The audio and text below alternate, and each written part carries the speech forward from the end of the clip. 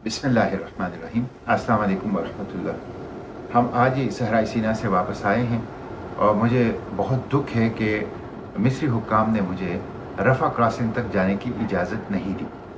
एक तरफ तो मगरबी ममालिक के हुक्मरान हैं, फ़ौजी सरबराहान हैं जो असलहे से भरे हुए जहाज़ों के साथ इसराइल में उतरते हैं और खुलेआम उतरते हैं, और दूसरी तरफ हम अपने मज़लूम और मजबूर और दुख के मारे फ़लस्तीनी बहन भाइयों के लिए इमदाद ले जाना चाहते हैं, उनके साथ ताज़ियत करना चाहते हैं, उनके साथ इज़हार हमदर्दी और यकजहती करना चाहते हैं, तो वहाँ पे जाने की इजाज़त नहीं मिल रही। ये बड़ी बदकिस्मती है, मैं इसकी मज़म्मत करता हूँ। और ये वो इस्तेमार की खींची हुई लकीरें हैं जिसने उम्मत को तकसीम किया हुआ है, और इसकी वजह मुस्लिम हुक्मरान हैं। आज आप लोगों ने देखा होगा कि एक फ़लस्तीन के बुज़ुर्ग दादा जिनके तमाम पोते पोतियाँ शहीद हो चुके हैं, वो उनके जनाजे के वक्त कहता है कि अपने पोते पोतियों, जो शहीद पोते पोतियाँ, उनसे कहता है कि अल्लाह के पैगम्बर सल्लल्लाहु अलैहि वसल्लम के हुजूर पहुँचकर मुस्लिम हुक्मरानों की शिकायत करना कि हमारा कत्लेआम हो रहा था गज़ा में और उम्मत मुस्लिमा वो खामोश तमाशाई का किरदार अदा करेगी। तो ये बदकिस्मती है। इसी की वजह से उम्मत मसाइल के अंदर गिरा हुआ है। ये लोग जो उम्मत के सरों के ऊपर मुसल्लत हैं, ये एसेट्स हैं इस्तेमार के, और ये इंस्ट्रूमेंट ऑफ कंट्रोल हैं जिसके ज़रिए से उम्मत मुस्लिमा, इसके नौजवानों, इनके वसाइल को इस्तेमार ने काबू रखा हुआ है। इसलिए इनसे निजात उम्मत मुस्लिमा की तरजीह अव्वल होनी चाहिए। आज अरब लीग का इजलास है और कल OIC का इजलास है। इजलासात पहले भी हुए हैं। ये सिर्फ आवाम का जो प्रेशर है उम्मत मुस्लिमा को, उसकी कंजम्पशन के लिए इजलास करते हैं, अमलन कोई इकदाम नहीं करते। नशिस्तन, गुफ्तन और बर्खास्तन, इन इजलासों का इसराइल के ऊपर, इसराइल के सरपरस्तों के ऊपर कोई असर नहीं पड़ रहा है। इन इजलासों के नतीजे में गज़ा के मासूम लोगों को कोई प्रोटेक्शन और कोई तहफ़्फ़ुज़ नहीं मिल सका।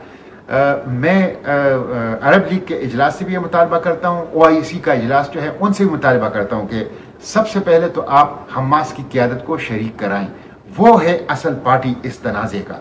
उनको शरीक कराएं, उनको एतमाद दें, उनको इज़हारी यकजहती उनके साथ करें, मैसेज दें उसके ज़रिए से उनको अपने साथ बिठा के। दूसरा ये कर लें कि आप फ़लस्तीन के मसले के लिए और गज़ा को बचाने के लिए मिलिट्री इंटरवेंशन के ऊपर काम करें, मिलिट्री इंटरवेंशन का ऐलान करें। जब तक इमदाद के भरे हुए जहाज़ों के साथ असलहे के जहाज़ नहीं उतरेंगे गज़ा के सरहद के ऊपर, फ़लस्तीन को नहीं बचाया जा सकता, गज़ा को नहीं बचाया जा सकता। इसी तरह फ़लस्तीन फ़्रंट का क़याम है, इसी तरह फ़लस्तीन की आज़ादी के लिए मस्जिद अक्सा की तहफ़्फ़ुज़ के लिए मुसल्लह फ़ौज का क़याम है। इसी तरह इसराइल के जंगी जराइम को इंटरनेशनल क्रिमिनल कोर्ट में ले जाना है, और ख़ुद आलम इस्लाम का अपने एक फ़ौजदारी अदालत कायम करके इसराइल की जंगी जराइम की समाअत जो है वो शुरू करना है। इसी तरह इसराइल का बाइकाट करना है, उन कंपनियों का बाइकाट करना है जो इसराइल की सरपरस्ती कर रहे हैं, माली इमदाद कर रहे हैं, तिजारती, सियासी और सफारती बाइकाट करना है। ये वो रास्ते हैं जिनके ऊपर अमली इक़दाम होंगे तो इसराइल को लगाम दिया जा सकता है और उसके साथ साथ फ़लस्तीन और गज़ा को बचाया जा सकता है।